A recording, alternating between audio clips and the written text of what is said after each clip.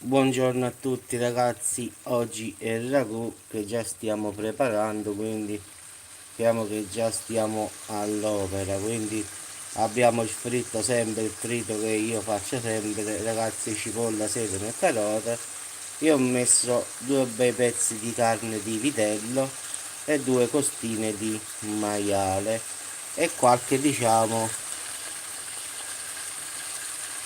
piccola vodka, se la vedete qua, quindi diciamo un po' di cotenna di maiale, quindi ho detto vodka, abituato a parlare napoletano, quindi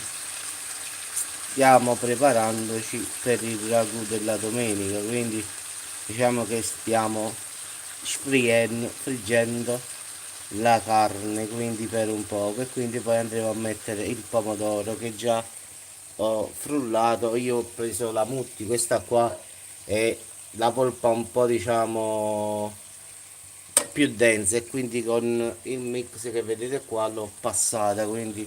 l'ho fatta bella, diciamo bella passata per bene, quindi diciamo che sfriggo per un pochino e poi ragazzi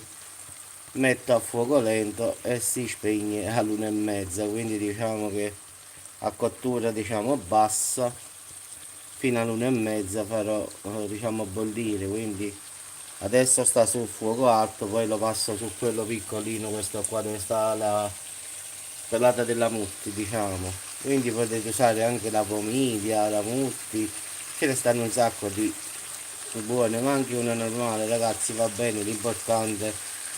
è saper cucinare, quindi la marca conta sempre, per l'amor di Dio, però se poi non sai cucinare ci puoi mettere pure quella lì biologica, non serve a nulla, quindi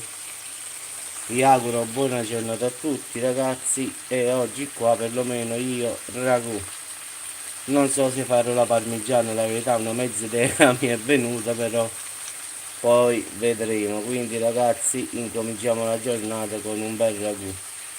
Buona domenica a tutti ragazzi e ci sentiamo più tardi sul canale.